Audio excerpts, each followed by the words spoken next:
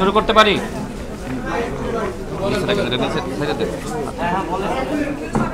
জি, আসসালামু আলাইকুম। আজকে মাননীয় প্রধান উপদেষ্টা ফ্যাসিবাদ বিরোধী রাজনৈতিক দলগুলোকে ডেকেছিলেন মূলত তার কিছু বক্তব্য আমাদেরকে জানানোর জন্য। তিনি আজকে যেটি বলেছেন, আপনারা যারা গণ অভ্যুত্থানে ভূমিকা রেখেছেন এই সকল দলকে যে কোনো মূল্যে একতাবদ্ধ থাকতে হবে। আমরা যদি এক না থাকি তাহলে ফ্যাসিবাদ আবারও মাথাচাড়া দিয়ে উঠতে পারে।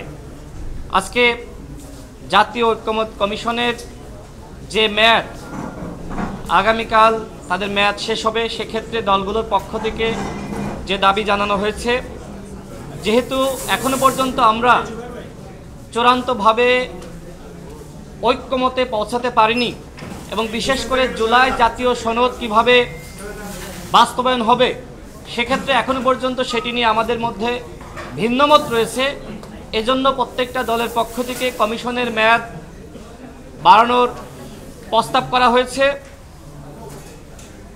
আমাদের দলের পক্ষ থেকে আমরা যেটি লিখিতভাবে জানিয়েছি, যেহেতু 2018 সালের কোটা সংস্কার আন্দোলনকে কেন্দ্র করেই পরবর্তীতে আবারও যখন 24 সালে কোটা ফিরে আসে এবং এই ঘটনাকে কেন্দ্র করেই মূলত গণ অভ্যুত্থানের প্রেক্ষাপট রচিত হয়েছে, সেক্ষেত্রে দলগুলোর কাছে যে খসড়া ঘোষণাপত্র দেওয়া হয়েছে, খসড়া জাতীয় জুলাই সনদ দেওয়া হয়েছে, সেই জুলাই সনদে যাতে 2018 সালের কোটা সংস্কার আন্দোলন অন্তর্ভুক্ত করা হয় সে ব্যাপারে আমরা লিখিতভাবে মতামত দিয়েছি।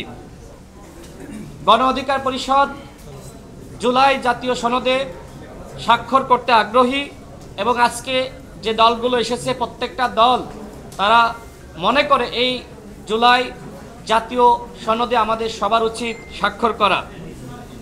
আমরা যেটি মনে করি যে অঙ্গীকারনামা সেখানে অন্তর্ভুক্ত করা হয়েছে, সেখানে এমন কিছু থাকা উচিত যাতে করে পরবর্তীতে ক্ষমতায় আসার পরে যদি কোনো দল এই জুলাই জাতীয় সনদ বাস্তবায়ন না করে অথবা ভায়োলেট করে, এতে করে যাতে সেই সরকারের ক্ষমতা অবৈধ বলে বিবেচিত হয়, আমরা সেটি অন্তর্ভুক্ত করার দাবি জানাই। আমি আবারও বলছি যে অঙ্গীকারনামায় আমাদের স্বাক্ষর করতে হবে, সেখানে এমন কিছু অন্তর্ভুক্ত থাকা উচিত যাতে করে আগামীতে কোনো দল ক্ষমতায় আসার পরে যদি জুলাই জাতীয় সনদ বাস্তবায়ন না করে বা ভায়োলেট করে, সেক্ষেত্রে যাতে ওই দল বা সরকারের ক্ষমতা অবৈধ বলে বিবেচিত হয়। আমাদের দলের পক্ষ থেকে আমরা বলেছি জুলাই জাতীয় সনদে অবশ্যই আইনগত ভিত্তি থাকতে হবে।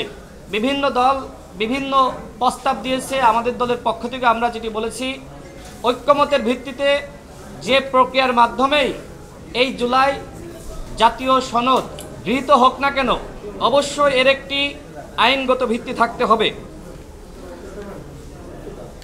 প্রধান উপদেষ্টা আমাদেরকে যেটি অবহিত করেছেন, আগামী ফেব্রুয়ারি মাসেই একটি উৎসবমুখর নির্বাচন তিনি জাতিকে উপহার দিতে চান, তবে এর আগে সংস্কারের ব্যাপারে দলগুলোর কাছ থেকে তিনি ঐক্যমত প্রত্যাশা করেছেন। আমি সর্বশেষ বলতে চাই, যখন মাননীয় প্রধান উপদেষ্টা চলে যাচ্ছিলেন তিনি আমাকে দেখে গণ অধিকার পরিষদের সংগ্রামী সভাপতি নুরুল হক নূরের স্বাস্থ্যের বিষয়ে খোঁজ নিয়েছেন এবং একই সাথে তিনি বলেছেন তার চিকিৎসার আপডেট কি। আমি তাকে জানিয়েছি আপনার পক্ষ থেকে নুরুল হক নূরকে বিদেশে চিকিৎসার জন্য পাঠানোর যে আদেশ দেওয়া হয়েছিল এখনো পর্যন্ত সেটি বাস্তবায়িত হয়নি।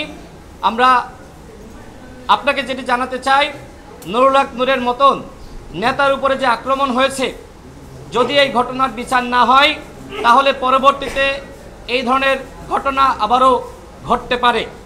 আমরা আমাদের দলের পক্ষ থেকে জাতীয় ঐক্যমত কমিশনকে এই দীর্ঘ 6 মাস আমরা সহযোগিতা করেছি। আমরা মনে করি এখন আমরা শেষ সময়ে রয়েছি। এখন যদি দলগুলো ছাড় না দিয়ে আমরা যদি এখনো পর্যন্ত ভিন্ন মত পোষণ করি তাহলে কিন্তু ফ্যাসিবাদ ঠিকই আবার ফিরে আসবে।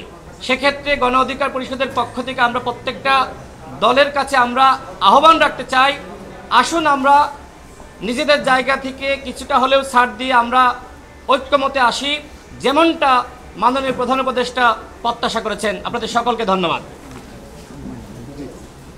আমি সংক্ষেপে শেষ করে দিব, খুব সংক্ষেপে। আচ্ছা, ঠিক আছে।